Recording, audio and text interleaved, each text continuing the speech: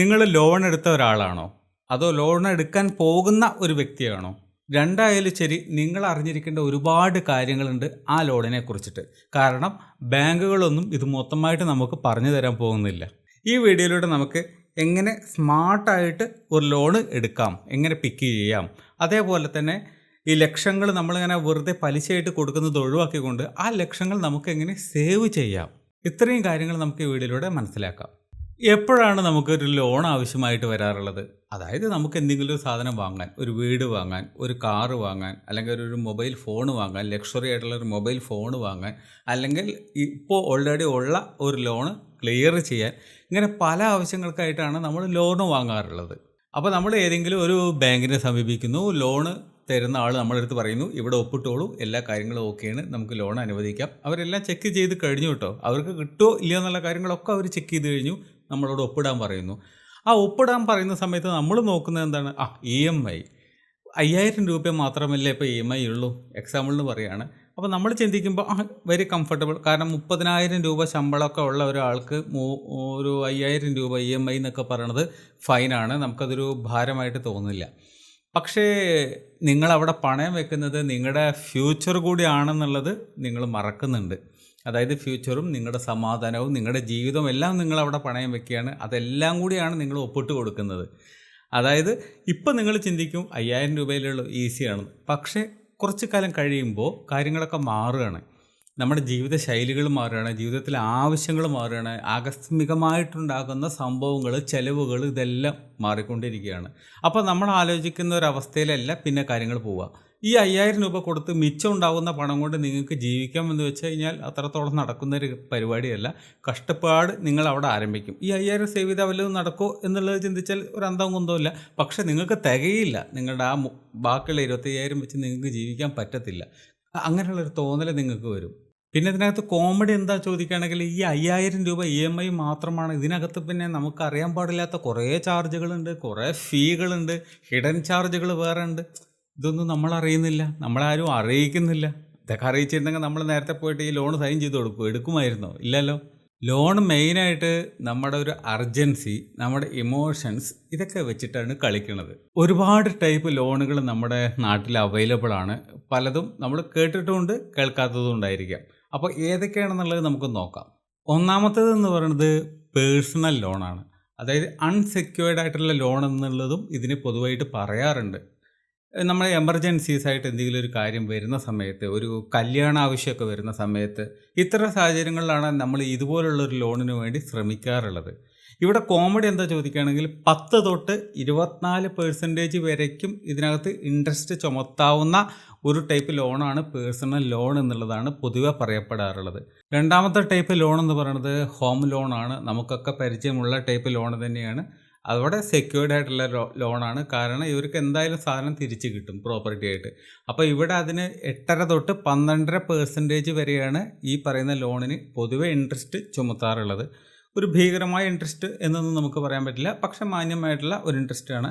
അടുത്ത ലോണിൻ്റെ പേര് ഓട്ടോ ലോണാണ്. നമുക്ക് ഓട്ടോറിക്ഷ പോലെ അല്ലെങ്കിൽ കാറുകൾ, വാഹനങ്ങളൊക്കെ ഇതിനകത്ത് നമുക്ക് പെടുന്നതാണ്. ഇതും സെക്യൂർഡ് ആയിട്ടുള്ള ലോണാണ്. കാരണം ഒരു ഈട് എന്ന് പറയുന്നൊരു സാധനം അവിടെ ഉണ്ട്. നമ്മുടെ വണ്ടി തന്നെയാണ് അതിൻ്റെ ഈട്. ഇതിന് അവർ ചുമത്തുന്ന ഇൻട്രസ്റ്റ് എന്ന് പറയുന്നത് 9% തൊട്ട് 15% വരെയാണ്. ആക്സിസ് ബാങ്കൊക്കെ 1 കോടി രൂപയ്ക്ക് വരെ ഇത് പ്രൊവൈഡ് ചെയ്യുന്നുണ്ട്. അതായത് vehicle loan, auto loan provide ചെയ്യുന്നുണ്ടെന്നാണ് പറയുന്നത്. 9.25% ആണ് അവരുടെ ഇൻട്രസ്റ്റ് എന്നും ഇവിടെ കാണിക്കുന്നുണ്ട്. അടുത്തൊരു ലോൺ എന്ന് പറയുന്നത് എഡ്യൂക്കേഷൻ ലോണാണ്. അതായത് സ്റ്റഡീസ്, മെയിനായിട്ട് നമുക്ക് എബ്രോഡൊക്കെ പോയി പഠിക്കേണ്ട ആവശ്യങ്ങളൊക്കെ ഉള്ള ആൾക്കാർക്ക് പൊതുവേ ഇതുപോലെയുള്ള ലോണായിരിക്കും ഈസി ആയിട്ടുള്ളത്. കാരണം എല്ലാ പേരൻസും നല്ല രീതിയിൽ ഫിനാൻഷ്യലി റിച്ച് ഒന്നും ആയിരിക്കണമെന്നില്ല. ആ ഒരു സാഹചര്യത്തിൽ നമുക്ക് പുറത്ത് പോയി പഠിക്കേണ്ട സിറ്റുവേഷനിൽ ഇതുപോലുള്ള എഡ്യൂക്കേഷൻ ലോണൊക്കെ എടുക്കാവുന്നതാണ്. ഈ പറയുന്ന സാധനത്തിന് തന്നെ 8 തൊട്ട് 12% വരെയാണ് ഇൻട്രസ്റ്റ് ആയിട്ട് പറയുന്നത്. SBIൻ്റെ എഡ്യൂക്കേഷൻ ലോൺ ഓഫർ ചെയ്യുന്നുണ്ട് 1.5 കോടി രൂപയ്ക്ക്. പിന്നെ നമ്മൾ അറിഞ്ഞിരിക്കേണ്ട ഒരു ലോണെന്ന് പറയുന്നത് ക്രെഡിറ്റ് കാർഡിൻ്റെ ലോണാണ്. ഹയസ്റ്റ് ഇൻട്രസ്റ്റ് എവർ എന്ന് പറയേണ്ട ഒരു മുതലാണ്. കാരണം 36 തൊട്ട് 48% വരേക്കുമാണ് ഇതിന് ആനുവലി ചാർജ് ചെയ്യുന്നത്. ചില്ലറ പെർസെൻറ്റേജ് എന്നല്ല, ബ്ലേഡാണ്. പക്ഷേ സൂക്ഷിച്ച് ഉപയോഗിക്കുകയാണെങ്കിൽ ഒരു ദോഷമില്ലാത്ത സാധനം തന്നെയാണ്. ഇത് നിങ്ങളുടെ ക്രെഡിറ്റ് ലിമിറ്റിന് ഉള്ളിൽ നിൽക്കുന്ന ഒരു കളിയാണ്. നിങ്ങൾക്ക് വിചാരിച്ച അത്രയൊന്നും ചിലപ്പോൾ ഉദ്ദേശിച്ച പോലെ കിട്ടണമെന്നില്ല. നിങ്ങൾക്ക് എത്രയാണോ ക്രെഡിറ്റ് ലിമിറ്റ് വെച്ചിരിക്കുന്നത് അതിനകത്ത് നിങ്ങൾക്ക് എടുക്കാവുന്ന ഒരു ലോണ്. ഇവിടെ ഇപ്പോൾ സെക്യൂർഡ് ലോണും അൺസെക്യൂർഡ് ലോണും പറഞ്ഞല്ലോ. സെക്യൂർഡ് ലോൺ എന്ന് പറഞ്ഞാൽ നമ്മൾ എന്തെങ്കിലും ഒരു ഈട്, അതായത് എന്തെങ്കിലും ഒരു സെക്യൂരിറ്റി, കൊളാട്രൽ സെക്യൂരിറ്റി എന്നൊക്കെ പറയുന്ന പോലെ എന്തെങ്കിലും ഒരു വീടിൻ്റെ സാധനം, അല്ലെങ്കിൽ ഒരു കാറിൻ്റെത്, അല്ലെങ്കിൽ ഒരു ബിൽഡിങ്, അല്ലെങ്കിൽ ഒരു പ്ലോട്ട്, സംതിങ് എൽസ്, ഗോൾഡ് ആവാം. ഇതൊക്കെ നമ്മൾ വെച്ചതിന് പകരം എടുക്കുന്ന ഒരു സാധനമാണ്. അപ്പോൾ അൺസെക്യൂർഡ് എന്ന് പറയുകയാണെങ്കിൽ ഇപ്പോൾ നമ്മൾ എഡ്യൂക്കേഷണൽ ലോൺ എന്നൊക്കെ പറയുന്നത് അൺസെക്യൂർഡ് ആയിട്ട് എടുക്കാവുന്നതാണ്. പേഴ്സണൽ ലോൺ നമുക്ക് അങ്ങനെ പറയാവുന്നതാണ്. ഇവിടെ നമ്മൾ ഈടായിട്ട് പ്രത്യേകിച്ചൊന്നും വെക്കുന്നില്ല. ഇവിടെ നമ്മൾ മനസ്സിലാക്കേണ്ട ഒരു കാര്യം എന്ന് പറയുന്നത്, ഇന്ത്യ പോലുള്ള ഒരു രാജ്യത്ത് ഷോ ഓഫ് എന്ന് പറയുന്നതിന് ഒരു പഞ്ഞവുമില്ലാത്ത ഒരു സ്ഥലമാണ്. അതായത് എൻ്റെ കൂട്ടുകാരൻ്റെ കയ്യിൽ വിലപിടിപ്പുള്ളൊരു വീടുണ്ട്, വിലപിടിപ്പുള്ളൊരു കാറുണ്ട്, വിലപിടിപ്പുള്ള ഒരു മൊബൈലുണ്ട്. സോ എനിക്കും വേണം. അതായത് ഇപ്പോൾ എനിക്കും വേണം ഐഫോൺ എന്ന് പറയുന്നത്. ഇപ്പോൾ ഐഫോണിന് കുറച്ച് വിലയുള്ളത് കൊണ്ട് തന്നെ ഐഫോൺ വാങ്ങുക എന്ന് പറയുന്നത് ഒരു ട്രെൻഡാണ്. അതിപ്പോൾ നമ്മളെ കൊണ്ട് പറ്റുമോ ഇല്ലയോ എന്നുള്ളതൊന്നും നോക്കൂല, അത് അങ്ങ് EMI എടുത്ത് വാങ്ങും. കാരണം ലക്ഷങ്ങൾക്ക് മേലെയാണ് അതിൻ്റെ വില. അപ്പോൾ സാധാരണക്കാർക്ക് വേണ്ടി ഉണ്ടാക്കിയിട്ടുള്ള ഒരു ഫോണല്ല ഐഫോൺ, അല്ലെങ്കിൽ സാംസങ്ങിൻ്റെ ഏറ്റവും ഫ്ലാഗ്ഷിപ്പ് ഫോണുകളൊന്നും നമ്മുടെ സാധാരണക്കാരായിട്ടുള്ള അല്ലെങ്കിൽ ഇന്ത്യക്കാർക്ക് വേണ്ടി ഉണ്ടാക്കിയിട്ടുള്ളൊരു മുതലല്ല. പക്ഷെ നമുക്കത് വാങ്ങണമെങ്കിൽ എന്ത് ചെയ്യണം? EMI എടുക്കണം. സാധാരണക്കാർക്ക് വാങ്ങണമെങ്കിൽ റെഡി ക്യാഷ് കൊടുത്ത് വാങ്ങാനൊന്നും അവരെ കൊണ്ട് പറ്റത്തില്ല. അപ്പോൾ എൻ്റെ കൂട്ടുകാരുടെ കയ്യിലുണ്ട്, അല്ലെങ്കിൽ എൻ്റെ പ്രിയപ്പെട്ട ആൾക്കാരുടെ കയ്യിൽ ഇത് ഉണ്ട് എന്ന് പറയുമ്പോൾ എനിക്കതില്ല എന്ന് പറയുമ്പോൾ ഇത് കുറച്ചിലാണ്. സോ ആ പറയുന്ന ഒരു പ്രഷർ ഉണ്ടല്ലോ, സൊസൈറ്റൽ പ്രഷർ. നമ്മുടെ സൊസൈറ്റി എങ്ങോട്ട് പോകുന്നു, ആ ഒഴുക്കിനൊപ്പം ഞാനും പോകണ്ടേ, ഞാനും അതിൻ്റെ കൂട്ടത്തിൽ എത്തണ്ടേ, അല്ലെങ്കിൽ ഞാൻ ഒറ്റപ്പെട്ടു പോകില്ലേ? ഈ ഒരു പ്രഷറാണ് മെയിൻ ഒരു കാരണം. പലപ്പോഴും നിങ്ങൾ ശ്രദ്ധിച്ചിട്ടുണ്ടോ ഇല്ല അറിയില്ല, ഒരു EMI, അതായത് ഒരു ഐഫോൺ വാങ്ങാൻ നമ്മൾ EMI എടുത്തിട്ട് ആ EMI കൊണ്ട് കുടുങ്ങിപ്പോകുന്ന, ടെൻഷൻ അടിക്കുന്ന, പ്രഷർ, മെൻ്റൽ പ്രഷർ അനുഭവിക്കുന്ന ഒരുപാട് പേരെ നമുക്ക് കാണാൻ പറ്റും. കാരണം ലോൺ എമൗണ്ട് ചെറുതായിരിക്കും, പക്ഷെ അത് അടച്ചടച്ച് ഇത് തീരുന്നുണ്ടാവില്ല. സംഭവം മനസ്സിലാക്കുന്നുണ്ടോ? ഒരു ഇൻസ്റ്റൻറ്റ് ഗ്രാറ്റിഫിക്കേഷനാണ്. സാധനം വാങ്ങി 10 പേരുടെ മുമ്പിൽ കാണിക്കുമ്പോൾ നമുക്ക് കിട്ടുന്ന ഒരു ഫീലുണ്ടല്ലോ, ആ ഒരു ഫീലായിരിക്കും അവർ ചിലപ്പോൾ ആഗ്രഹിക്കുന്നുണ്ടായിരിക്കാം, അത് അവർക്ക് കിട്ടുന്നുണ്ടായിരിക്കും. പക്ഷെ അത് കഴിഞ്ഞതിന് ശേഷം ഈ പൈസ നമ്മൾ തന്നെ അടച്ചുകൊണ്ടിരിക്കണം. അവിടെയാണ് ഇതിൻ്റെ കോമഡി കിടക്കുന്നത്. അപ്പോൾ അതിൻ്റെ സൈക്കോളജി എന്ന് പറയുന്നത്, ഒരു അൺവാണ്ടഡ് ലോണ് നമ്മൾ ചുമ്മാ എടുത്ത് EMI അടച്ചുകൊണ്ടിരിക്കുക ആണ് എന്ന് പറയുന്നൊരു അവസ്ഥയിലേക്ക് എത്തുന്നുണ്ട്. ഒരു പക്ഷേ ഒരു പഴയ സെക്കൻഡ് ഹാൻഡ് ഫോൺ നമുക്ക് വാങ്ങിച്ചാൽ പോലും ഇത്രയും വരുന്നുണ്ടാവില്ല. ഏതോ 1.5 ലക്ഷം രൂപ നമുക്ക് കൊടുക്കേണ്ടി വരില്ല, ഒരു 60,000 രൂപയ്ക്ക് കിട്ടേണ്ടിയിരുന്ന സാധനമായിരിക്കാം. ഈ സാധനമാണ് നമുക്ക് പിന്നീട് നമ്മൾ അടച്ചു കൊടുക്കുന്നത്. അൺവാണ്ടഡ് ആണെന്ന് നമുക്ക് പിന്നീട് തോന്നുന്ന ഒരവസ്ഥയ്ക്ക് നമ്മൾ ഫീൽ ചെയ്യും. എനിക്ക് നിങ്ങളോട് ചോദിക്കാനുള്ള ഒരു ചോദ്യം, നിങ്ങൾ ഇതുപോലെ ഏതെങ്കിലും ഒരു സാധനം EMIക്ക് വാങ്ങിയിട്ട് അയ്യോ ആ സാധനം വാങ്ങേണ്ടിയിരുന്നില്ല, എൻ്റെ ജീവിതം പോയി, എൻ്റെ സമാധാനം പോയി, സ്വസ്ഥത പോയി, ഉറങ്ങാൻ പോലും എന്നെ കൊണ്ട് പറ്റുന്നില്ല എന്ന് പറയുന്ന ഒരവസ്ഥയിലേക്ക് നിങ്ങൾ എത്തിയിട്ടുണ്ടോ? ഉണ്ടെങ്കിൽ ഒന്ന് കമൻറ്റ് ചെയ്യുന്നുണ്ടോ?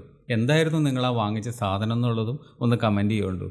ഒരു ലോണിനെ നമ്മൾ ഇവാലുവേറ്റ് ചെയ്യണമെങ്കിൽ നമ്മളോട് തന്നെ ചോദിക്കേണ്ട കുറച്ച് ചോദ്യങ്ങളുണ്ട്. ആ ചോദ്യങ്ങൾക്ക് നിങ്ങൾക്ക് എന്ത് ഉത്തരമാണ് നിങ്ങളുടെ മനസ്സ് തരുന്നത്? ഓക്കെ, ഇപ്പോൾ ഒരു എക്സാമ്പിൾ പറയുകയാണെങ്കിൽ, ആ എക്സ്പെൻസ് ഇപ്പം എനിക്ക് ആവശ്യമുള്ളതാണോ? ഒരു വീട് വാങ്ങണം എന്ന് ആഗ്രഹിക്കുന്ന ഒരുപാട് പേരുണ്ട്. അതിൽ തന്നെ ഒരു ഡിബേറ്റ് നടക്കുന്ന ഒരു സമയത്താണ്. ഇൻ കേസ് അത് വിട്ടേക്ക്, നമുക്കിപ്പോൾ ഒരു ഫോണിൻ്റെ കഥയിൽ തന്നെ എടുക്കാം. അതായത് ഒരു ആപ്പിളിൻ്റെ ഫോൺ എടുക്കുകയാണെങ്കിൽ 2 ലക്ഷം രൂപയോളം ഇതിന് വില വരുന്നുണ്ട്. ഈ ഇത്രയും വില കൊടുത്തിട്ട് ഞാനിപ്പോൾ ഈ ഫോൺ വാങ്ങണോ? അത് അതിനുള്ള വെർത്താണോ? നമ്മൾ അത്രയും കൊടുത്ത് വാങ്ങേണ്ടതുണ്ടോ? അതല്ല, നിങ്ങൾക്കിപ്പോൾ വാങ്ങേണ്ട സാധനം കുറച്ച് നാളേക്ക് മാറ്റി വെച്ചതിന് ശേഷം പിന്നീട് നിങ്ങൾക്ക് വാങ്ങിച്ചാൽ മതിയോ? അത് ഇപ്പം തന്നെ അത് വാങ്ങേണ്ട ആവശ്യമുണ്ടോ? അർജൻസി ഉണ്ടോ ഇല്ലയോ എന്നുള്ളതാണ്, എമർജൻസി ആണോ അല്ലയോ എന്നുള്ളതാണ് നമുക്ക് അറിയേണ്ടത്. അതല്ല, കുറച്ച് കാലം കഴിഞ്ഞ് സേവ് ഒക്കെ ചെയ്തതിന് ശേഷം നിങ്ങൾക്ക് നിങ്ങളുടെ കയ്യിൽ ആവശ്യത്തിന് പണമൊക്കെ വരുന്ന സമയത്ത് ഈ സാധനം വാങ്ങിയാൽ പോരെ? ഇപ്പോൾ ഒരു എക്സാമ്പിൾ പറയുകയാണെങ്കിൽ, നിങ്ങളുടെ ഇപ്പോൾ പെങ്ങൾക്ക് ഇപ്പോൾ ഒരു കല്യാണം വന്നു. കല്യാണത്തിന് ചിലവിലേക്ക് വേണ്ടി നിങ്ങളിപ്പോൾ 1 ലക്ഷം രൂപ കടമെടുക്കുകയാണ് എന്ന് നമുക്ക് കൂട്ടുക. അപ്പോൾ ഞാൻ പറയുകയാണ്, അതിപ്പോൾ അങ്ങനെ നിങ്ങൾ വാങ്ങേണ്ട കാര്യമില്ല. പകരം നിങ്ങളിപ്പോൾ ഓരോ മാസം ഒരു 10,000 രൂപ വെച്ച് നിങ്ങൾക്ക് സേവ് ചെയ്യാൻ പറ്റുകയാണെങ്കിൽ, എങ്ങനെയെങ്കിലും കഷ്ടപ്പെട്ട് നിങ്ങൾ എടുത്ത് വയ്ക്കാൻ പറ്റുകയാണെങ്കിൽ, ഒരു 10 മാസം കൊണ്ട് നിങ്ങൾക്ക് 1 ലക്ഷം രൂപ നിങ്ങളുടെ കയ്യിലെത്തും. സംഭവം മനസ്സിലായാലും 1 വർഷത്തിനുള്ളിൽ തന്നെ നിങ്ങൾ എത്തിച്ചു. അപ്പം ഇങ്ങനെ ചെയ്തിട്ട് നിങ്ങൾക്ക് വാങ്ങാമല്ലോ. അങ്ങനെയാണെങ്കിൽ നിങ്ങൾക്ക് അത് മുതൽ മാത്രമേ ആകുന്നുള്ളൂ. മറ്റത് ബാങ്കിൻ്റെ കാര്യത്തിലാണെങ്കിൽ നിങ്ങൾ മുതലെടുത്തു, ചിലവഴിച്ചു, പിന്നെ നിങ്ങൾ കൊടുക്കുന്നത് മുതൽ മാത്രമല്ല പലിശയും കൂടിയാണ്, എക്സ്ട്രാ മണിയാണ് കൊടുക്കുന്നത്. ആവശ്യമുണ്ടോ? അങ്ങനെ നോക്കുന്ന സമയത്ത് നമ്മളെ അടുത്ത് തന്നെ ആ ഒരു റെസ്പോൺസിബിലിറ്റി കാണിച്ചാൽ പോരെ? നമ്മൾ തന്നെ എടുത്തു വയ്ക്കുക, ഫ്യൂച്ചറിലേക്ക് ഉപയോഗിക്കുക. അപ്പോൾ അങ്ങനെ സേവ് ചെയ്ത് യൂസ് ചെയ്താൽ പോരെ എന്നുള്ളത് നമ്മളോട് തന്നെ ചോദിക്കണം. അപ്പോഴേ ആ ലോണ് റെലവൻ്റ് ആണോ അതോ എമർജൻസി ഉള്ളതാണോ നമുക്ക് ആവശ്യമുള്ളതാണോ എന്നുള്ളതൊക്കെ തിരിച്ചറിയാൻ പറ്റുള്ളൂ. ഒരു എടുത്തുചാട്ടത്തിൻ്റെ മുകളിൽ പോയി എടുക്കേണ്ട ഒരു സാധനമല്ല ലോണ്, എക്സ്പെഷ്യലി EMI ബേസ്ഡ് ആയിട്ടുള്ള ഈ ലോണ്. കാരണം ഇതിങ്ങനെ അടച്ചുകൊണ്ടിരിക്കുകയാണല്ലോ, അല്ലാതെ നമുക്ക് കയ്യിൽ പണം ഉണ്ടാകുന്ന സമയത്ത് ഒറ്റയടിക്ക് കൊണ്ടേ കൊടുത്താൽ മതി എന്ന് പറയുന്നൊരു പരിപാടിയല്ലല്ലോ ലോൺ എന്ന് പറയുന്നത്. അതിന് കൃത്യമായിട്ടൊരു ചിട്ടവട്ടങ്ങളുണ്ട്. മാസം ഇത്ര രൂപ വെച്ച് പലിശ അടക്കം അവിടെ എത്തണം. പറഞ്ഞു വരുന്നത് എന്ത് കാര്യമാണെങ്കിലും ശരി, എമർജൻസി ആണോ അല്ലയോ നോക്കുക. എമർജൻസി അല്ലെങ്കിൽ എടുത്തു വെച്ചതിന് ശേഷം സേവ് ചെയ്തതിന് ശേഷം ആ പണം കൊണ്ട് വാങ്ങുന്നതാണ് ഏറ്റവും നല്ലത്. ഒരു സെക്കൻഡ്, ഒരു കാര്യം ചോദിച്ചോട്ടെ. നിങ്ങൾ ആഗ്രഹിച്ച രീതിയിലാണോ നിങ്ങളുടെ ബന്ധം മുന്നോട്ട് പോകുന്നത്? സന്തോഷവും സമാധാനവും എല്ലാം നിറഞ്ഞതാണോ നിങ്ങളുടെ ആ ബന്ധം? അല്ല എന്നാണ് നിങ്ങളുടെ ഉത്തരമെങ്കിൽ അതിനെന്തോ തകരാറുണ്ട്. ഉടനെ പരിഹരിക്കേണ്ടതായിട്ടുള്ള എന്തൊക്കെയോ കുഴപ്പങ്ങളുണ്ട്. റൊമാൻറ്റിക് റിലേഷൻഷിപ്പ് സീക്രട്സ് നിങ്ങൾക്കിടയിലുള്ള ആഴം വർദ്ധിപ്പിക്കും. വഴക്കുകളും തെറ്റിദ്ധാരണയും കുറച്ച് സന്തോഷവും സമാധാനം നിറഞ്ഞിട്ടുള്ള ഒരു ബന്ധം ഉണ്ടാക്കിയെടുക്കാൻ നിങ്ങളെ സഹായിക്കും. കൂടുതൽ വിവരങ്ങളും കോഴ്സിൻ്റെ ലിങ്കും ഡിസ്ക്രിപ്ഷൻ ബോക്സിനകത്ത് കൊടുത്തിട്ടുണ്ട്.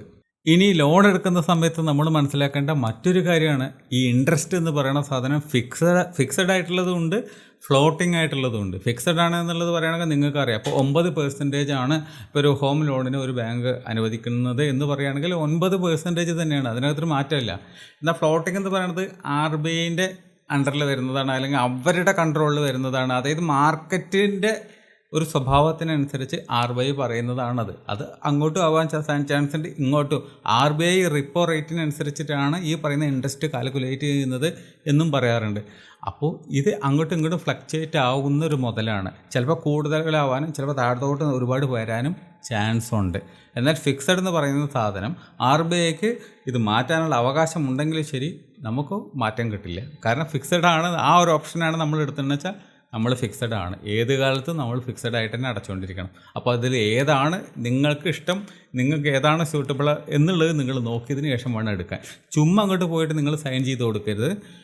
ഇത് കൂട്ടാൻ പറ്റുമോ, ഇത് കുറയ്ക്കാൻ പറ്റുമോ, ഇത് ഫിക്സഡ് ആണോ, ഇത് എന്താണ് ഇതിൻ്റെ അവസ്ഥ ഒന്ന് മനസ്സിലാക്കിയിട്ട് അതിനുശേഷം മാത്രം എടുക്കുക. അതുപോലെ നിങ്ങൾ ചോദിച്ച് മനസ്സിലാക്കേണ്ട ഒരു സാധനമാണ് ആനുവൽ പെർസെൻറ്റേജ് റേറ്റ്, APR എന്ന് പറയും.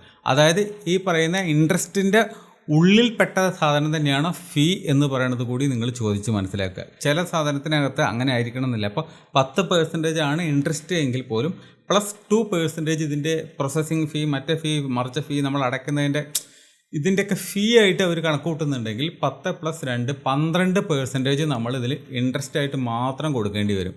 അപ്പോൾ അങ്ങനെ ഒരു അവസ്ഥ ഇതിനകത്ത് ഉണ്ടോ, അതല്ല ഈ 10% ആ 2% ഇൻട്രസ്റ്റ് കൂടി ചേർന്ന ഒരു തുകയാണോ അല്ലെങ്കിൽ ആ ഒരു നിരക്കാണോ എന്നുള്ളത് നിങ്ങൾ ചോദിച്ച് മനസ്സിലാക്കണം. അതല്ലെങ്കിൽ നിങ്ങൾക്ക് 10% അല്ല, നിങ്ങളുടെ കൊടുക്കേണ്ടുന്ന എമൗണ്ട് 12% ആണ് എന്ന് നമുക്ക് പറയേണ്ടി വരും. പിന്നെ നിങ്ങൾ അടുത്തതായിട്ട് ചെക്ക് ചെയ്യേണ്ട അല്ലെങ്കിൽ ചോദിച്ച് മനസ്സിലാക്കേണ്ട ഒരു കാര്യം എന്ന് പറയുന്നത് EMI ആണ്. EMI കാൽക്കുലേറ്റ് ചെയ്തതിന് ശേഷം മാത്രമേ നിങ്ങൾ ലോൺ എടുക്കാവൂ. ഇപ്പോൾ നിങ്ങൾക്ക് ഓൺലൈനിൽ നോക്കിക്കഴിഞ്ഞാൽ കാണാൻ പറ്റും SBIൻ്റെ തന്നെ ഓൺലൈൻ EMI കാൽക്കുലേറ്റർ എന്ന് പറയുന്നത്. ഇപ്പോൾ ഒരു എക്സാമ്പിൾ, നിങ്ങളൊരു 5 ലക്ഷം രൂപയുടെ ഒരു ഹോം ലോൺ എടുത്തു എന്നിരിക്കട്ടെ. 8.7% ആണ് ഇതിൻ്റെ ഇൻട്രസ്റ്റ്. ഇതിൻ്റെ ടൈം എന്ന് പറയുന്നത് 10 വർഷമാണ്.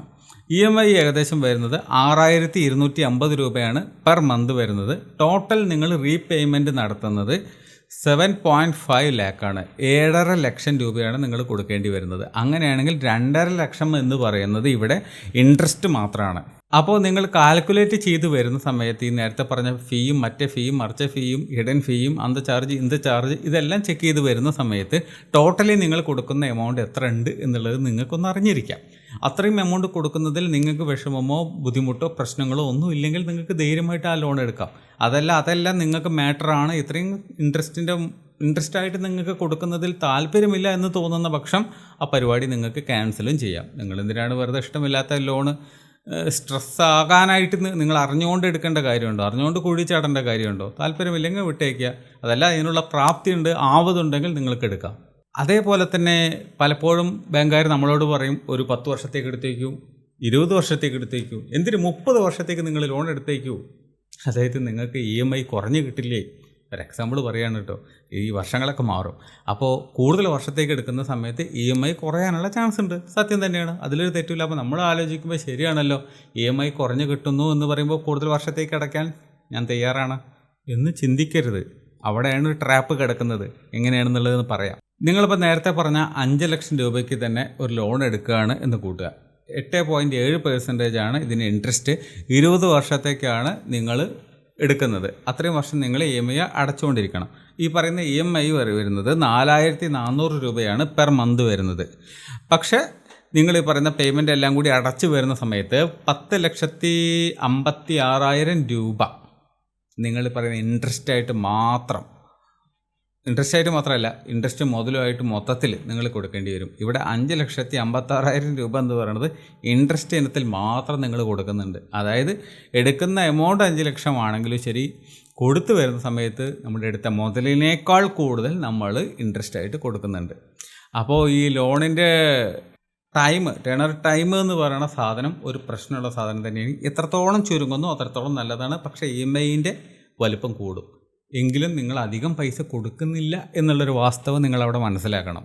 ഒപ്പിടുന്നതിന് മുമ്പ്, ലോണിൻ്റെ പേപ്പർ കടലാസിനകത്ത് നിങ്ങൾ ഒപ്പിടുന്നതിന് മുമ്പ് ഈ പറയുന്ന ലോൺ EMI, അതായത് ഇൻട്രസ്റ്റ് എത്രത്തോളം അടയ്ക്കണം എന്നുള്ളത് നിങ്ങൾ നോക്കി മനസ്സിലാക്കിയതിന് ശേഷം ലോൺ EMI കാൽക്കുലേറ്റർ യൂസ് ചെയ്തും മനസ്സിലാക്കി ബോധ്യപ്പെട്ടതിന് ശേഷം മാത്രം ഒപ്പിട്ട് കൊടുക്കുക. ചുമ്മാ കണ്ണും പൂട്ടി ഒപ്പിട്ട് കൊടുക്കരുത്. പിന്നെ നിങ്ങൾ ഇരുന്ന് കരയേണ്ടി വരും.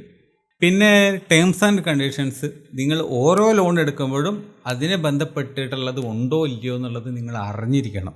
അതായത് ഇപ്പോൾ ഒരു എക്സാമ്പിൾ പറയുകയാണെങ്കിൽ പ്രീ പേയ്മെൻറ്റ് പെനാൽറ്റീസ് എന്ന് പറയുന്നൊരു സാധനം. അതായത് നിങ്ങളുടെ ലോൺ നിങ്ങൾ പറഞ്ഞ സമയത്തിന് മുമ്പ് അടച്ച് തീർക്കാൻ നിങ്ങൾ തയ്യാറാണ്, നിങ്ങളുടെ കയ്യിൽ പണം ഉണ്ടെങ്കിൽ പോലും 2 തൊട്ട് 4% വരെ നിങ്ങൾ എക്സ്ട്രാ പിന്നെ കൊടുക്കണമെന്ന്. അത് പെനാൽറ്റിയാണ് അത്ര. അതായത് നേരത്തെ നിങ്ങൾ അടച്ച് തീർക്കുന്ന സമയത്ത് അവർക്ക് ഉദ്ദേശിച്ച അത്രയും ഒരു എമൗണ്ട് ഇൻട്രസ്റ്റ് കിട്ടുന്നില്ലല്ലോ ബാങ്കിന്. അപ്പോൾ ഇൻട്രസ്റ്റ് നമുക്ക് ഇട്ടിട്ട് തരുന്ന ഒരു 8ൻ്റെ പണി നീ അങ്ങനെ നേരത്തെ അടച്ച് തീർക്കണ്ട എന്ന് പറയുന്നത്. പിന്നെ അടുത്തതായിട്ട് നിങ്ങൾ ചോദിച്ച് മനസ്സിലാക്കേണ്ട ഒന്നാണ് പ്രോസസ്സിങ് ഫീ എന്ന് പറയുന്ന സാധനം. അതായത് 0.5 തൊട്ടിട്ട് 2% ലോൺ എമൗണ്ടിൻ്റെ മുകളിൽ ഇവർ ഈ പറയുന്ന പ്രോസസ്സിങ് ഫീ കാൽക്കുലേറ്റ് ചെയ്യും. ഇപ്പോൾ ഒരു എക്സാമ്പിൾ 5 ലക്ഷത്തിൻ്റെ ലോൺ എടുക്കുകയാണെങ്കിൽ ഏകദേശം വരുന്നത് 5,000 രൂപ പ്രോസസ്സിങ് ഫീ ആയിട്ട് ചിലപ്പോൾ നമ്മൾ കൊടുക്കേണ്ടി വരും. പിന്നെ അടുത്തതായിട്ട് ലേറ്റ് പേയ്മെൻറ്റ് എന്ന് പറയുന്ന ഒരു സാധനമുണ്ട്. അതിൻ്റെ മുകളിലൊരു ചാർജ് ഉണ്ട്. അതായത് 500 രൂപ തൊട്ട് 2,000 രൂപ വരെ ഇൻട്രസ്റ്റിൻ്റെ മുകളിൽ ഇവർ ആഡ് ചെയ്യുന്ന ഒരവസ്ഥയുണ്ട്. 2% വരേക്കും ലേറ്റ് പേയ്മെൻറ്റ് ചാർജ് എന്ന് പറയുന്ന സാധനം മാത്രമായിട്ട് ആഡ് ചെയ്യുന്ന ബാങ്കുകളും ഉണ്ട്. പറഞ്ഞു വരുന്നത് എല്ലാ പേപ്പറുകളും കടലാസുകളും കുത്തിയിരുന്ന് നിങ്ങൾ വായിച്ച് നോക്കി ബോധ്യപ്പെട്ടതിന് ശേഷം മാത്രം ഒപ്പിട്ട് കൊടുക്കുക. കാരണം പലപ്പോഴും നമ്മൾ പറഞ്ഞു വരുന്ന സമയത്ത് ഒരു എമൗണ്ട് ആയിരിക്കും EMI. ഈ പറയുന്ന ചാർജുകളൊക്കെ കൂട്ടി വരുന്ന സമയത്ത് ഇയർലി ചിലപ്പോൾ ഒരു 3,000 തൊട്ട് 5,000 വരെ എക്സ്ട്രാ ചിലപ്പോൾ നമ്മൾ കൊടുക്കേണ്ട ഒരു അവസ്ഥ വന്നാൽ എന്തായിരിക്കും അവസ്ഥ? അത് കൊടുക്കേണ്ട കാര്യം ഉണ്ടായിരുന്നു. അതുകൊണ്ട് നമുക്കൊരു ഹെൽത്ത് ഇൻഷുറൻസ് എടുത്തൂടെ? ആ EMI ഉണ്ടെങ്കിൽ, ആ ഒരു എമൗണ്ട് ഉണ്ടെങ്കിൽ അല്ലേ, മന്ത്ലി നമുക്ക് അതിന് കൊടുത്തൂടെ? അത് നമുക്ക് തിരിച്ച് ഇങ്ങനെ കിട്ടിയെങ്കിലും ചെയ്യും. ഇത് ബാങ്കുകാർ തിന്നാൻ കൊണ്ടുപോകുമല്ലേ. അപ്പോൾ എല്ലാ പേപ്പറുകളും ഒന്ന് വായിച്ച് നോക്കുക. ഇന്നത്തെ കാലത്ത് ഇപ്പോൾ AI ഉള്ള കാലമാണ്.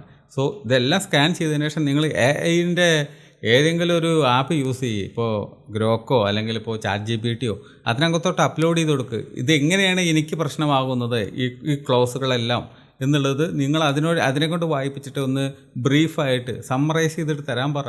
നിങ്ങൾ ഈ സാധനം മുഴുവൻ ഇരുന്ന് വായിച്ച് നോക്കേണ്ട കാര്യമൊന്നുമില്ലല്ലോ.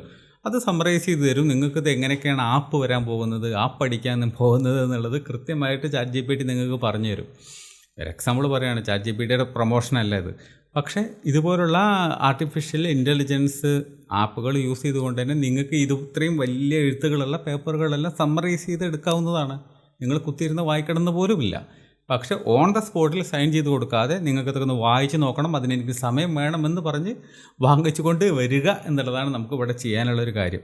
കണ്ണും പൂട്ടി നമ്മൾ ഈ പരിപാടിക്ക് ഒപ്പിട്ട് കൊടുത്തു കഴിഞ്ഞിട്ടുണ്ടെങ്കിൽ പണി കിട്ടും. എഗ്രിമെൻറ്റിൻ്റെ ഡ്രാഫ്റ്റ് നിങ്ങൾ വാങ്ങിക്കുക.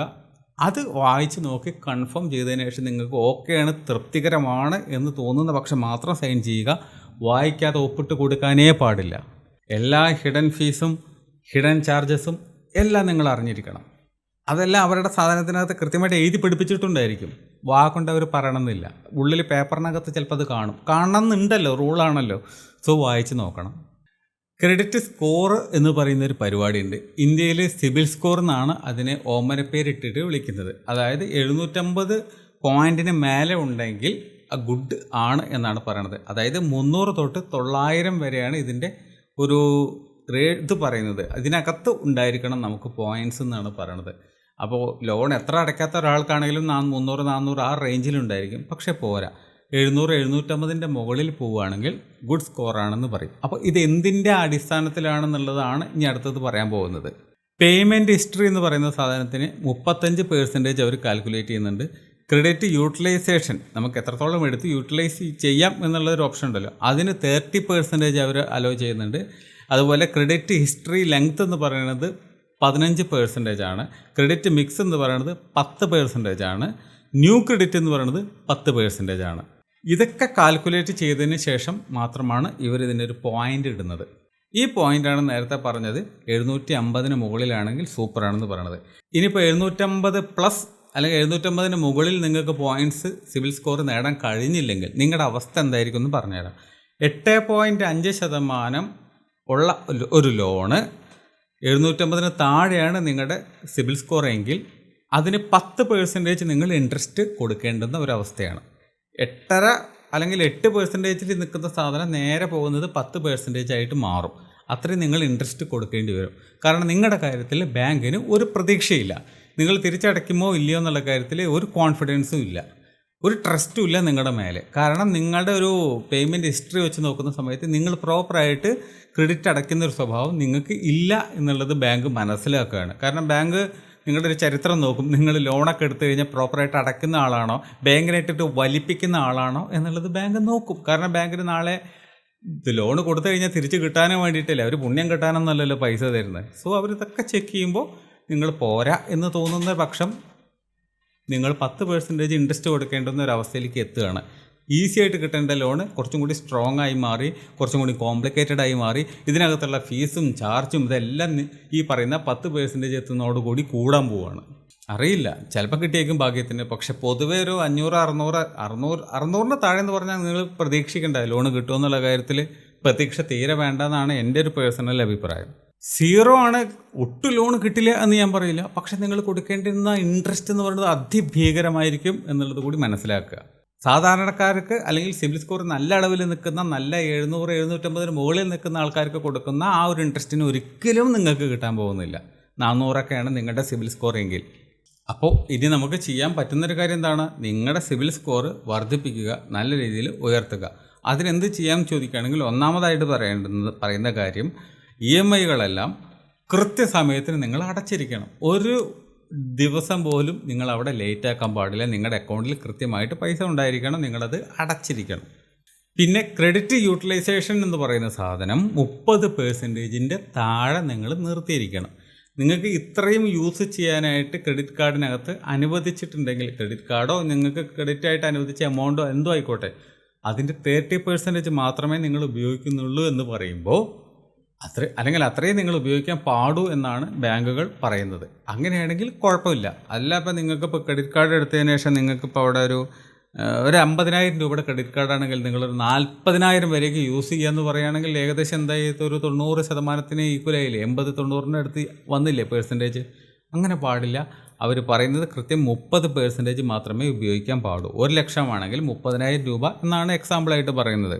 അതുപോലെ തന്നെ മൾട്ടിപ്പിൾ ആയിട്ടുള്ള ലോൺ അപ്ലിക്കേഷൻസ് നിങ്ങൾ ഉപയോഗിക്കുന്നൊരു ശീലം നിങ്ങൾക്കുണ്ടെങ്കിൽ അതും നിങ്ങൾക്ക് 8ൻ്റെ പണി തരുന്ന ഒരു സാധനമാണ്.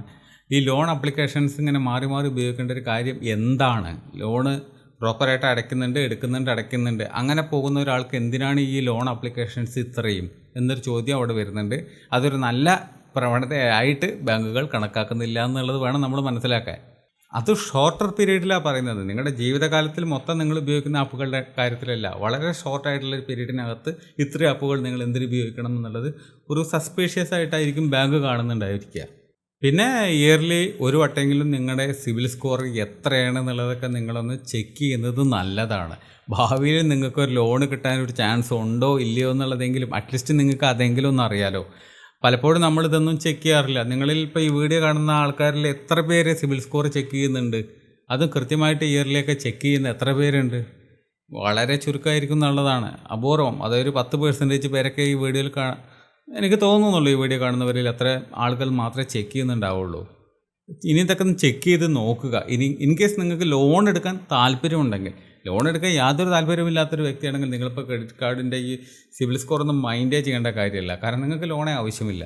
പലിശ നിരക്ക് 8.5%, 10% ആകുമ്പോൾ നിങ്ങൾ മനസ്സിലാക്കേണ്ട ഒരു കാര്യം, 5 ലക്ഷം രൂപയ്ക്ക് നമ്മൾ ലോൺ എടുക്കുകയാണെങ്കിൽ 50,000 രൂപയാണ് നമ്മൾ 5 വർഷം കൊണ്ട് സേവ് ചെയ്യേണ്ടി വരുന്നത്. അത് 8%, 8.5% ആണെങ്കിൽ.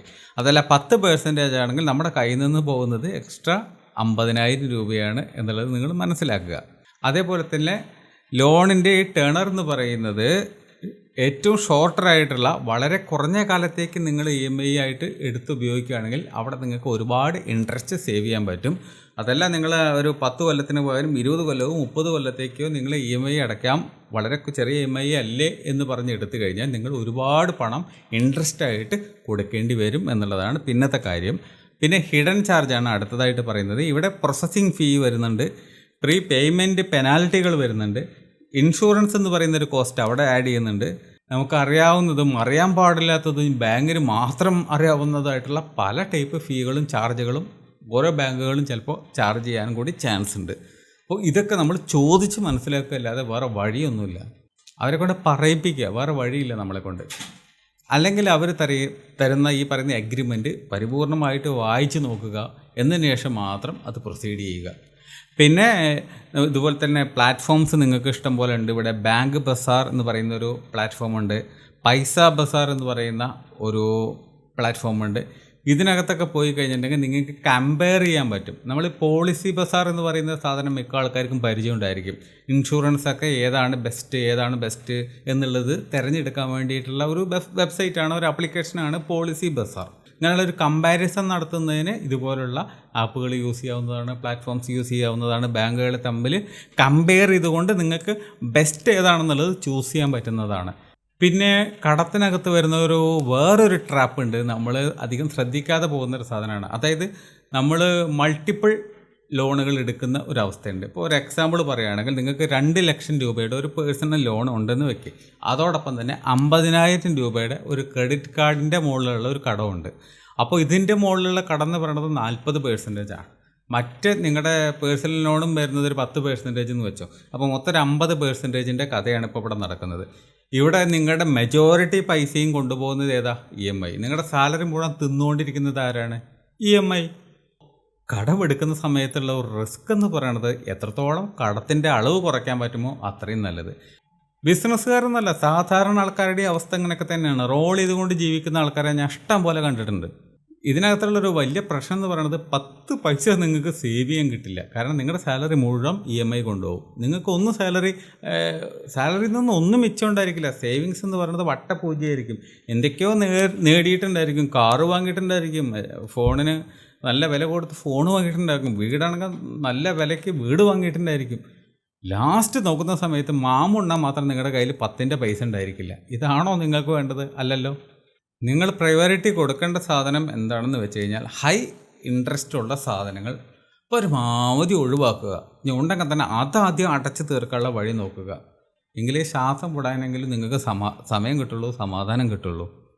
പിന്നെ മറ്റൊരു രീതി എന്ന് പറയുന്നത് കൺസോളിഡേറ്റ് ലോൺസ് എന്ന് പറയുന്ന രീതിയാണ്. അതായത് നിങ്ങളുടെ ഇപ്പോൾ ക്രെഡിറ്റ് കാർഡ് ലോൺ എന്ന് പറയുന്നത് 40% കിടക്കുകയാണെങ്കിൽ അതടച്ചു തീർക്കാൻ നിങ്ങളുടെ കയ്യിൽ വഴിയില്ലെങ്കിൽ നിങ്ങൾക്കൊരു 10%ൻ്റെ പേഴ്സണൽ ലോൺ എടുക്കാവുന്നതാണ്.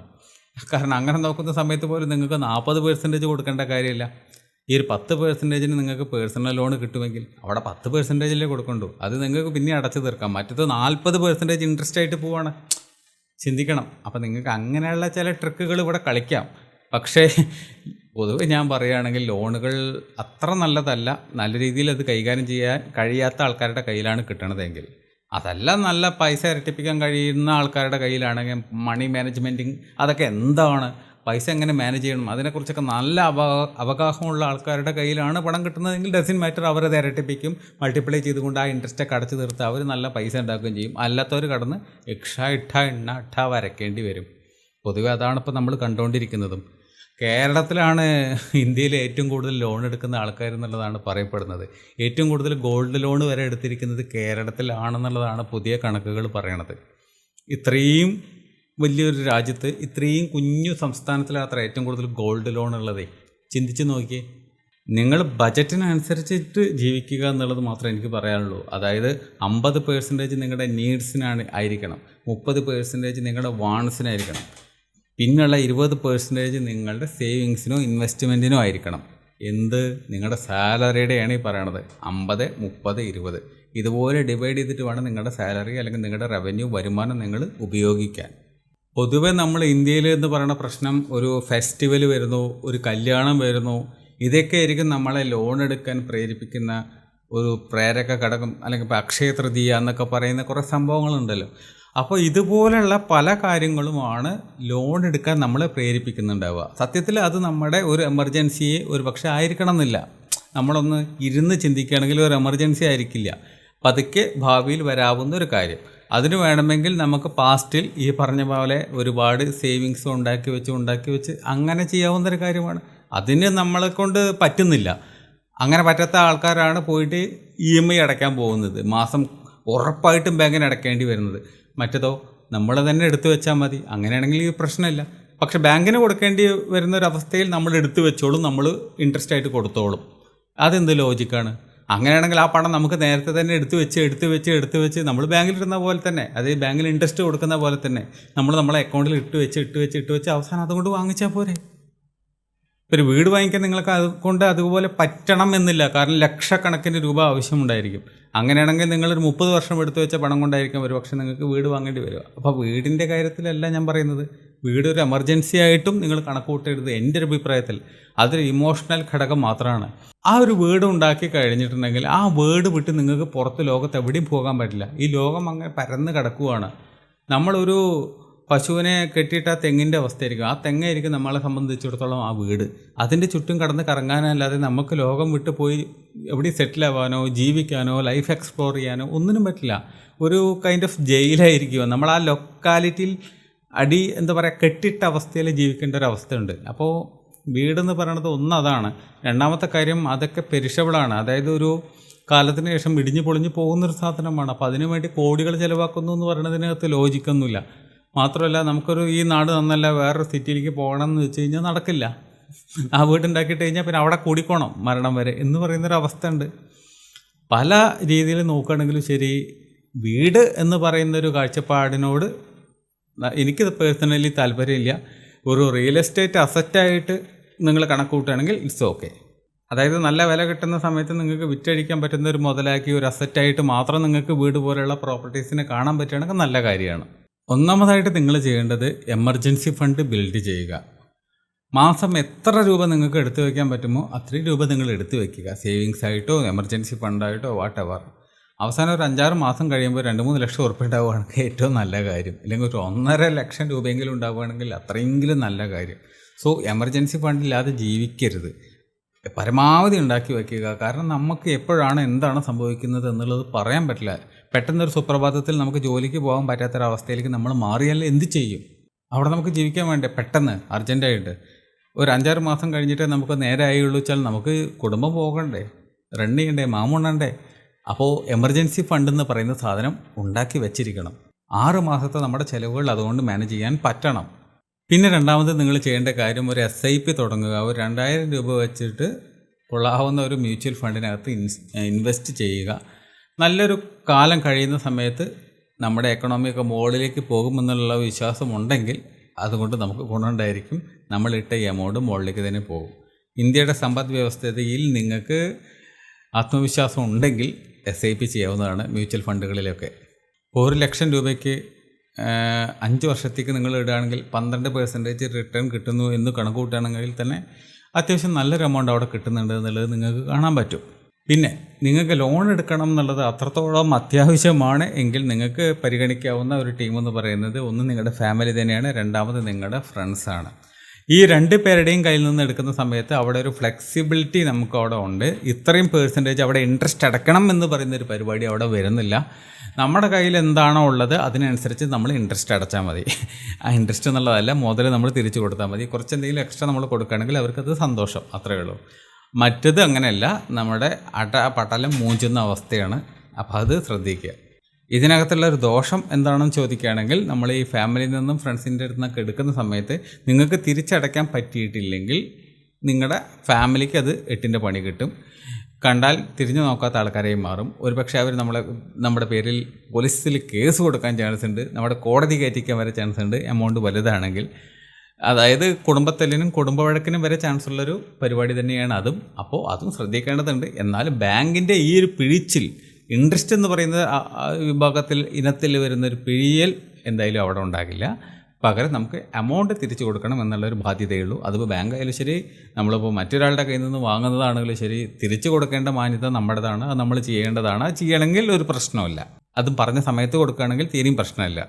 പിന്നെ അടുത്തതായിട്ട് നിങ്ങൾക്ക് കടം വാങ്ങാവുന്നൊരു സ്ഥലം എന്ന് പറയുന്നത് നിങ്ങളുടെ സ്ഥാപനം തന്നെയാണ്, നിങ്ങൾ ജോലി ചെയ്യുന്ന കമ്പനി തന്നെയാണ്. കമ്പനിയിൽ നിന്ന് നിങ്ങൾക്ക് കടം വാങ്ങിക്കാൻ പറ്റുന്നതാണ്.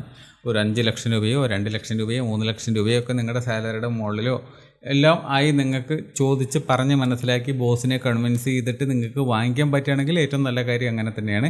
ഇത്രയും കാലത്തേക്ക് നിങ്ങളവിടെ പട്ടിയെ പോലെ ജോലി ചെയ്തോളാം, അടിമപ്പണി എടുത്തോളാം എന്നുള്ളൊരു കരാറിൽ മേൽ ഒരു പക്ഷേ നിങ്ങൾക്ക് അവർ ഒരു 5 ലക്ഷം രൂപയുടെ എമൗണ്ട് ചിലപ്പോൾ അനുവദിച്ചുകൂടാ എന്ന് നമുക്ക് പറയാൻ പറ്റില്ല. ചിലപ്പോൾ അനുവദിച്ച് തരാൻ ചാൻസ് ഉണ്ട്. വലിയ വലിയ കമ്പനികളാണെങ്കിൽ അവർക്കിപ്പോൾ ഒരു 5 ലക്ഷം രൂപ ഈ പറയുന്ന വിശ്വസ്തരായിട്ടുള്ള സ്റ്റാഫുകൾക്ക് ലോണായിട്ട് കൊടുക്കുന്നു, അഡ്വാൻസ് ആയിട്ട് കൊടുക്കുന്നു എന്ന് പറയുന്നതിൽ അവർക്ക് തെറ്റുണ്ടായിരിക്കില്ല. അതായത് നിങ്ങൾക്ക് 35,000-40,000 രൂപ ശമ്പളം തരുന്നൊരു കമ്പനിയാണെങ്കിൽ മിക്കവാറും പിന്നെ നിങ്ങൾക്ക് അതൊരു 15,000 രൂപയായിരിക്കും ശമ്പളം എന്നുള്ളത് മാത്രമേ ഉള്ളൂ പ്രശ്നം. ബാക്കി മൊത്തം ഈ പറയുന്ന എമൗണ്ടിലേക്ക് അവർ എടുക്കും. അതായത് നിങ്ങൾക്ക് തന്ന അഡ്വാൻസ് എമൗണ്ടിലേക്ക് അവർ കിടിച്ചിട്ട് ബാക്കി ഒരു 15,000-20,000 ആയിരിക്കും നിങ്ങളുടെ കയ്യിൽ കിട്ടുക. അതുകൊണ്ട് ജീവിക്കാൻ നിങ്ങൾ തയ്യാറാവണം ഇത്രയും വർഷക്കാലത്തേക്ക്. കാരണം ആ ലോൺ നിങ്ങൾ അടച്ചു തീർക്കണമല്ലോ. അപ്പോൾ അവിടെയും നിങ്ങൾക്ക് ഒരു ഫ്ലെക്സിബിലിറ്റി കിട്ടുന്നുണ്ട്. എനിക്കിപ്പോൾ ഈ മാസം 15,000 പോരാ സോർ, ബോസ് പ്ലീസ് മുതലാളി എനിക്കൊരു 30,000 വേണം എന്ന് പറയുകയാണെങ്കിൽ മുതലാളി കഴിഞ്ഞാൽ അവിടെ അഡ്ജസ്റ്റ്മെൻറ്റ് നടക്കും. സോ ആ ഒരു വഴിക്കും നിങ്ങൾക്ക് കടമെടുക്കുന്നതിനെക്കുറിച്ച് ചിന്തിക്കാം. ബാങ്ക് തന്നെ വേണം എന്നില്ല എന്നാണ് ഞാൻ പറയണത്. കാരണം ഇവിടെയൊക്കെ നമുക്ക് ഇൻട്രസ്റ്റ് എന്ന് പറയുന്ന സാധനം കട്ട് ചെയ്ത് ഒഴിവാക്കാം. നമ്മളെ പിഴിഞ്ഞെടുക്കുന്നൊരു പരിപാടി അവിടെ അങ്ങനെ വരുന്നില്ല. മറ്റേത് അതല്ല അവസ്ഥ, നമ്മളെ പിഴിഞ്ഞ് ചാറെടുക്കും. പിന്നെ നിങ്ങൾ മനസ്സിലാക്കേണ്ട ഒരു കാര്യം, കടമെടുക്കുന്ന ആൾ നിങ്ങളായതുകൊണ്ട് തന്നെ നിങ്ങൾ ബാങ്കിനകത്ത് ഇതുപോലെയുള്ള കാര്യങ്ങളൊക്കെ കുറിച്ച് സംസാരിക്കുമ്പോഴും അന്വേഷിക്കുമ്പോഴും നിങ്ങൾക്കുള്ള ഒരു റൈറ്റ് ഉണ്ട്. അതായത് റൈറ്റ് ടു നോ എന്ന് പറയുന്നൊരു സാധനം നിങ്ങൾക്ക് അറിയാനുള്ള അവകാശമുണ്ട്. അത് പറയാതിരിക്കാൻ പാടില്ല ഈ പറയുന്ന ബാങ്കുകാർ. സോ അത് നിങ്ങൾ മനസ്സിലാക്കുക. അതിനകത്ത് ഇതിൽ ടേംസ് എന്തൊക്കെയാണ് അവരുടെ, അതുപോലെ തന്നെ അവരുടെ ചാർജുകൾ എന്തൊക്കെയാണ്, അവരുടെ ഇൻട്രസ്റ്റ് റേറ്റുകൾ എന്തൊക്കെയാണ്, ഫീ എന്തൊക്കെയാണ്, റീപേയ്മെൻറ്റ് സ്കെഡ്യൂൾ എന്തൊക്കെയാണ്, ഇങ്ങനെയുള്ള പല കാര്യങ്ങളും നമ്മൾ ചോദിച്ചറിയേണ്ടതുണ്ട്. ഇതൊക്കെ അവർ ചോദിക്കാതെ തന്നെ പറയേണ്ടതുമുണ്ട്. സോ അവരുടെ അടുത്ത് ചോദിക്കുക. ഒളിയും അറിവില്ലാതെ നിങ്ങൾ സത്യം തുറന്ന് പറയാൻ തയ്യാറാണോ? അപ്പോൾ ലോൺ തരിക എന്ന് പറയുന്നത് ഈ പറയുന്ന ബാങ്കുകളുടെ ആവശ്യം കൂടിയാണ്. എങ്ങനെ തിരിച്ചടയ്ക്കാൻ പ്രാപ്തിയുള്ളവർക്ക് ലോൺ കൊടുക്കുക എന്ന് പറയുന്നത് ബാങ്കിൻ്റെ ആവശ്യം കൂടിയാണ്. അല്ലെങ്കിൽ അവർക്ക് നിലനിൽക്കാൻ പറ്റില്ലല്ലോ.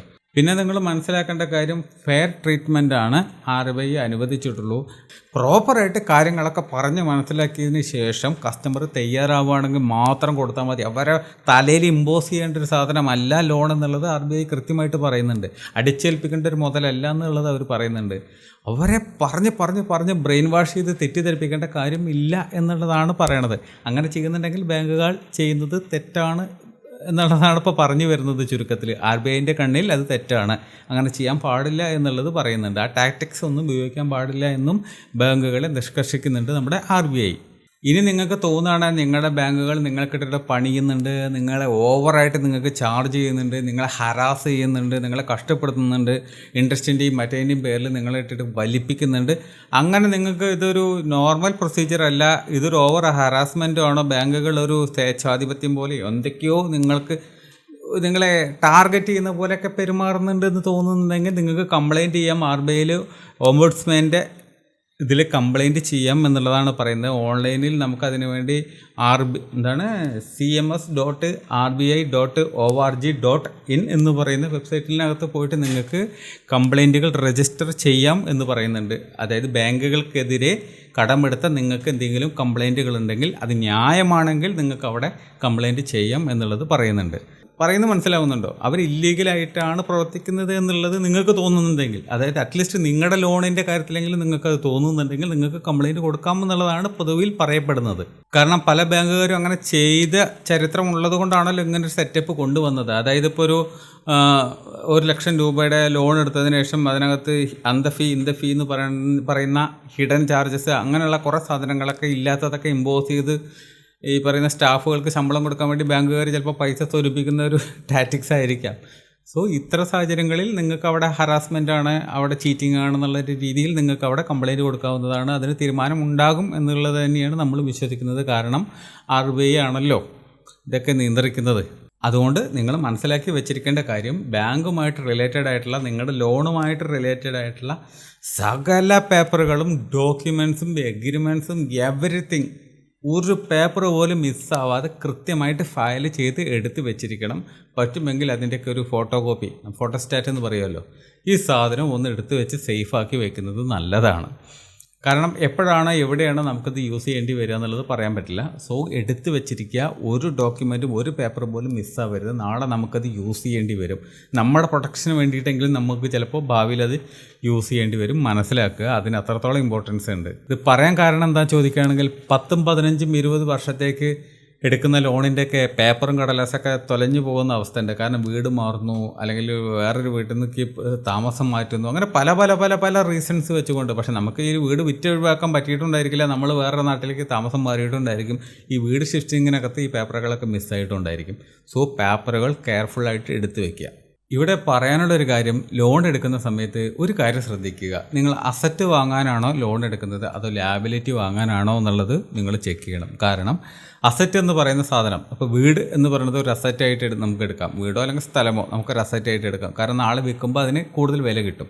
എന്നാലും ഒരു കാറ് നിങ്ങൾ വാങ്ങിയിട്ട് കുറേ കാലം കഴിഞ്ഞതിന് ശേഷം നിങ്ങൾ വിൽക്കുകയാണെങ്കിൽ നിങ്ങൾക്ക് കൂടുതൽ വില കിട്ടുമോ? ഇല്ല. അപ്പോഴത്തെ ഒരു ലാബിലിറ്റിയാണ്.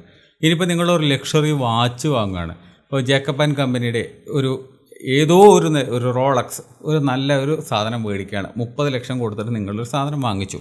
ആ പർട്ടിക്കുലർ വാച്ചിന് ഒരു 10 വർഷം കഴിയുമ്പോൾ ഒരു 50 ലക്ഷം അല്ലെങ്കിൽ 60 ലക്ഷം ആകാനുള്ള ഒരു മാർക്കറ്റ് പ്രൈസ് ആവാനുള്ള, റീറ്റെയിൽ പ്രൈസ് ആവാനുള്ള ഒരു റേഞ്ചിലുള്ള അല്ലെങ്കിൽ ഒരു കപ്പാസിറ്റി ഉള്ള ഒരു വാച്ചാണെങ്കിൽ അത് അസറ്റാണ്.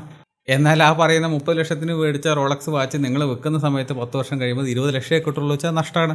അപ്പോൾ ആ മോഡൽ നിങ്ങൾക്ക് വർത്താണോ, ഫ്യൂച്ചറിൽ അപ്രീഷിയേറ്റ് ചെയ്യുന്ന ഒരു അസറ്റാണോ എന്നുള്ളത് നോക്കുക. അസറ്റ് അല്ലെങ്കിൽ അത് ലാബിലിറ്റി ആണെന്നുള്ളത് മനസ്സിലാക്കുക. അതിപ്പോൾ വാച്ചായാലും ശരി, ലാൻഡ് ആണെങ്കിലും ശരി, കാറാണെങ്കിലും ശരി, നിങ്ങൾ കാട്ടുമുക്കിൽ സ്ഥലം മേടിച്ചിട്ട് എനിക്ക് വില കൂട്ടിക്കിട്ടുന്നില്ലല്ലോ 10 വർഷം കഴിഞ്ഞിട്ട് എന്ന് പറഞ്ഞാൽ കാര്യമില്ല. അത് ലാബിലിറ്റി ആയി മാറി. കാരണം അത് അപ്രീഷിയേറ്റ് ചെയ്യുന്ന ഒരു അസറ്റല്ല. അപ്പോൾ അസറ്റാണോ നോക്കുക. എന്ന് വെച്ച് കഴിഞ്ഞാൽ ഭാവിയിൽ വിറ്റ പണം കൂടുതൽ കിട്ടുന്ന മുതലാണോ അത് അസറ്റാണ്, അല്ലെങ്കിൽ അത് അസറ്റല്ല. വർഷങ്ങൾക്ക് ശേഷം വില കുറയുന്നൊരു മുതൽ അസറ്റല്ല. നിങ്ങളുടെ പോക്കറ്റിൽ നിന്ന് അങ്ങോട്ട് പൈസ കൊണ്ടുപോകുന്ന ആ സാധനം, കടിക്കുന്ന പട്ടി എന്ന് പറയണതില്ലേ, ഇത് അസറ്റല്ല.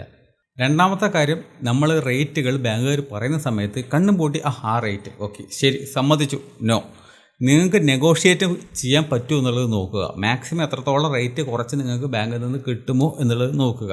ബാങ്കിന് ഇത്ര റേറ്റിനെ കൊടുക്കാൻ പാടൂ അങ്ങനെ ഒരു നിയമമൊന്നുമില്ല. ഉണ്ടാവും, ഒരു റേഞ്ച് ഉണ്ടായിരിക്കും. പക്ഷെ അതിനകത്തുള്ള നീക്കുപോക്കുകൾക്ക് ബാങ്കുകൾക്ക് ചെയ്യാം. ചെറിയ ചെറിയ അഡ്ജസ്റ്റ്മെൻറ്റ് ബാങ്കുകൾക്ക് ചെയ്യാം. ചെറിയ ചെറിയ പേഴ്സൻറ്റേജ് കുറച്ച് കൊടുക്കാനും അതിനുള്ള അവകാശങ്ങളും റേറ്റും കാര്യങ്ങളൊക്കെ ബാങ്കിനുണ്ട്. അല്ലാതെ കൃത്യമായിട്ട് ഡോട്ട് അങ്ങനെയൊന്നുമില്ല. ബാങ്കുകൾക്കും കുറച്ച് മാനേജ് ചെയ്യാനുള്ള റൈറ്റ് ഈ പറയുന്ന RBI കൊടുത്തിട്ടുണ്ട്. അല്ലാതെ 7.5 എന്നൊക്കെ പറഞ്ഞാൽ 7.5 തന്നെ കൊടുക്കണം അങ്ങനെയൊന്നുമില്ല. അവർക്ക് ചെറിയ ചെറിയ വേരിയേഷൻസ് വെച്ചുകൊണ്ട് തന്നെ കടം കൊടുക്കാനുള്ള അവകാശമുണ്ട്. സോ നമുക്ക് ചോദിക്കാനുള്ള അവകാശം നമുക്കുണ്ട്. നെഗോഷിയേറ്റ് ചെയ്ത് വാങ്ങാനുള്ള റൈറ്റ് കടം വാങ്ങുന്ന ആൾക്കാർക്ക് ഉണ്ടെന്നുള്ളത് മനസ്സിലാക്കുക. അതിപ്പോൾ ബാങ്കിൻ്റെ ലോണിൻ്റെ കാര്യത്തിൽ മാത്രമല്ല പറയുന്നത്. ഒരു കാർ എടുക്കുകയാണെങ്കിലും ശരി, എന്തൊരു സാധനം വാങ്ങുകയാണെങ്കിലും ശരി, നെഗോഷിയേറ്റ് ചെയ്യാലോ. കിട്ടിയാൽ കിട്ടി, പോയാൽ ചട്ടി എന്ന് പറയണ പോലെ നമുക്കൊന്ന് നോക്കാലോ എപ്പോഴും. അതേപോലെ തന്നെ എപ്പോഴും സിബിൽ സ്കോർ എന്ന് പറയുന്നത് ഉയർന്ന ഒരു പോയിന്റ് തന്നെ ഉണ്ടായിരിക്കാൻ, നിലനിർത്താൻ വേണ്ടി നിങ്ങൾ ശ്രദ്ധിക്കണം. അതൊരിക്കലും താഴത്തോട്ട് പോകാൻ നിങ്ങൾ അനുവദിക്കരുത്. കാരണം ഇത് താഴത്തോട്ട് പോകുന്ന സമയത്താണ് നിങ്ങൾ ഇൻട്രസ്റ്റ് റേറ്റുകൾ കൂടുതലായിട്ട് കൊടുക്കേണ്ടി വരുന്നത്. പിന്നെ എടുത്തു പറയേണ്ട ഒരു കാര്യം, ഓൺലൈൻ ആപ്പുകളായിട്ടുള്ള കുറേ സാധനങ്ങളുണ്ട്. കടം കൊടുക്കുന്നുണ്ട് എന്ന് പറഞ്ഞിട്ടുള്ള ഓൺലൈൻ ആപ്സ്. ഈ ആപ്സ് പലപ്പോഴും നമുക്ക് പണി കിട്ടുന്ന സാധനം തന്നെയാണ്. കാരണം നമ്മളിട്ട് ചുറ്റിക്കുകയും നമ്മളെ വട്ടം കറക്കുകയും ഹരാസ് ചെയ്യുകയും ഇല്ലീഗലായിട്ട് നമ്മളെ ത്രെട്ടൻ ചെയ്യുകയും ചെയ്യുന്ന ഒരു പരിപാടിയായിട്ട് പൊതുവേ കാണാറുണ്ട്. അതുകൊണ്ട് തന്നെ ഈ പറയുന്ന ലോൺ കൊടുക്കുന്ന ഓൺലൈൻ ആപ്പുകൾ വിശ്വസിക്കാതിരിക്കുക. പരമാവധി സ്ട്രെയിറ്റ് ആയിട്ട് ബാങ്കുകളിൽ പോയിട്ട് ലോൺ എടുക്കാൻ പറ്റുമോ നോക്കുക. അല്ലാണ്ട് നിങ്ങൾക്ക് ഒരു ഗ്യാരണ്ടി ഇല്ല, ഒരു സെക്യൂരിറ്റി ഇല്ലാതെ ഒരാൾ ലോൺ തരണമെങ്കിൽ ചുമ്മാ ഒന്നുമല്ലല്ലോ. അവിടുത്തെ പ്രൊഡക്റ്റ് എന്ന് പറയുന്നത് നിങ്ങൾ തന്നെയാണ്. നിങ്ങൾ തന്നെയാണ് അവരുടെ വിൽപ്പന ചരക്കായിട്ട് മാറുന്നത്. അപ്പോൾ നിങ്ങളത് ഇപ്പോൾ ഫേസ്ബുക്ക്, വാട്സപ്പ്, ഇൻസ്റ്റാഗ്രാം അവർ നമ്മുടെ കയ്യിൽ നിന്ന് പണമൊന്നും വാങ്ങുന്നില്ലല്ലോ, അപ്പോൾ അതൊരു ഫ്രീ സർവീസ് അല്ലേ എന്ന് നിങ്ങൾ ചിന്തിക്കും. അല്ല, നിങ്ങൾക്ക് ആരെങ്കിലും എന്തെങ്കിലും ഒരു സാധനം ഫ്രീ ആയിട്ട് തരുന്നുണ്ടെങ്കിൽ അവിടെ നിങ്ങളാണ് പ്രൊഡക്റ്റ്. നിങ്ങളെ വെച്ചാണ് അവർ പണം ഉണ്ടാക്കുന്നത്. ഇപ്പോൾ യൂട്യൂബിൽ വീഡിയോ കാണുന്നുണ്ട് അല്ലേ, അപ്പോൾ നിങ്ങൾ പൈസ കൊടുത്തിട്ടാണോ വീഡിയോ കാണുന്നത്? അല്ല. അപ്പോൾ നിങ്ങൾ കരുതുന്നത് യൂട്യൂബ് ഫ്രീ അല്ലേ? അല്ല, നിങ്ങളുടെ സമയം അവിടെ അപഹരിക്കുന്നുണ്ട്. നിങ്ങളാണ് അപ്പോൾ അവിടുത്തെ പ്രൊഡക്റ്റ്. നിങ്ങളുടെ അറ്റൻഷൻ അവിടെ അപഹരിച്ചെടുക്കുന്നുണ്ട്. നിങ്ങൾ ഒരു ദിവസം യൂട്യൂബിൽ വീഡിയോ എത്ര നേരം കാണുന്നുണ്ടായിരിക്കും? 1 മണിക്കൂർ, 2 മണിക്കൂർ, അത് 3 മണിക്കൂർ, അത് ഉറക്കം വരുന്നവരെ കാണുന്നുണ്ടാവുമോ? എങ്ങനെയായിരിക്കും? അപ്പോൾ നിങ്ങളുടെ അറ്റൻഷൻ, നിങ്ങളുടെ സമയം അതാണ് അവരെടുക്കുന്നത്. അപ്പോൾ പലപ്പോഴും ഫ്രീ ആയിട്ടൊരു കാര്യം കിട്ടുന്നു എന്ന് പറയുകയാണെങ്കിൽ നമ്മൾ തന്നെയാണ് അവിടെ പ്രൊഡക്റ്റ് എന്നുള്ളത് മനസ്സിലാക്കുക. നമ്മളെ വെച്ചാണ് അവർ പൈസ ഉണ്ടാക്കുന്നത് എന്ന് മനസ്സിലാക്കുക. അതുകൊണ്ട് തന്നെ ഓൺലൈൻ ലോൺ എന്ന് പറയുന്ന കെണികളിൽ പോയി ചാടാതിരിക്കുക.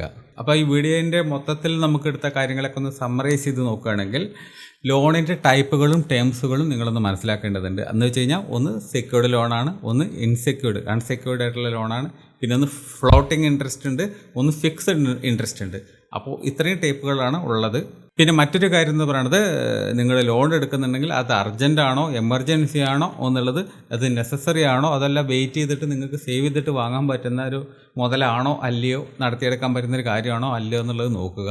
സേവ് ചെയ്ത് നിങ്ങളെ കൊണ്ട് തന്നെ അത് സാധിക്കുന്ന കാര്യമാണെങ്കിൽ ലോണിൻ്റെ പിന്നാലെ പോകേണ്ട കാര്യമില്ല എന്നുള്ളത് മനസ്സിലാക്കുക. പിന്നെ ക്രെഡിറ്റ് സ്കോർ, നിങ്ങളുടെ സിബിൽ സ്കോർ നല്ല രീതിയിൽ ഉണ്ടോ ഇല്ലയോ എന്നുള്ളത് കൃത്യമായിട്ട് നിങ്ങൾ വെരിഫൈ ചെയ്യണം, അതറിഞ്ഞിരിക്കണം. അത് ഇയർലി വൺസെങ്കിലും നിങ്ങൾ ചെക്ക് ചെയ്തിരിക്കണം. അതോടൊപ്പം തന്നെ നിങ്ങൾ നേരത്തെ പറഞ്ഞ മാതിരി ബാങ്ക് ബസാർ, അതായത് പല ബാങ്കുകളുടെയും ഇൻട്രസ്റ്റ് റേറ്റുകളും EMIകളും അതിൻ്റെ ടേൺ ഓവർ ടൈമും എത്ര വർഷത്തേക്കെന്നുള്ള ഇതെല്ലാം നോക്കി നിങ്ങൾക്ക് യോജിക്കുന്ന സാധനം കമ്പയർ ചെയ്ത് നോക്കി ഏതാണ് ബെറ്റർ എന്നുള്ളത് മനസ്സിലാക്കിയതിന് ശേഷം മാത്രം ചെയ്യുക. എല്ലാ ഡോക്യുമെൻറ്റും കൃത്യമായിട്ട് വായിച്ച് നോക്കണം. എന്നതിന് ശേഷം മാത്രം സൈൻ ചെയ്യണം. ഈ സൈൻ ചെയ്ത സാധനങ്ങൾ ഒന്നും വിട്ട് കളയരുത്, എല്ലാം പ്രോപ്പറായിട്ട് എടുത്തു വെച്ചിരിക്കണം. പിന്നെ ലോൺ ട്രാപ്പുകൾ, ഓൺലൈൻ ലോൺ ട്രാപ്പുകളിലൊന്നും പോയി ചാടാതിരിക്കുക. നിങ്ങളെ സംരക്ഷിക്കേണ്ടത് നിങ്ങൾ തന്നെയാണ്, സേഫാക്കേണ്ടത് നിങ്ങൾ തന്നെയാണ്. ചിന്തിച്ച് ചെയ്യുക, ഇമോഷൻ്റെ പുറത്ത് ചെയ്യാതിരിക്കുക എന്നുള്ളത് പറഞ്ഞുകൊണ്ട് അവസാനിപ്പിക്കുന്നു.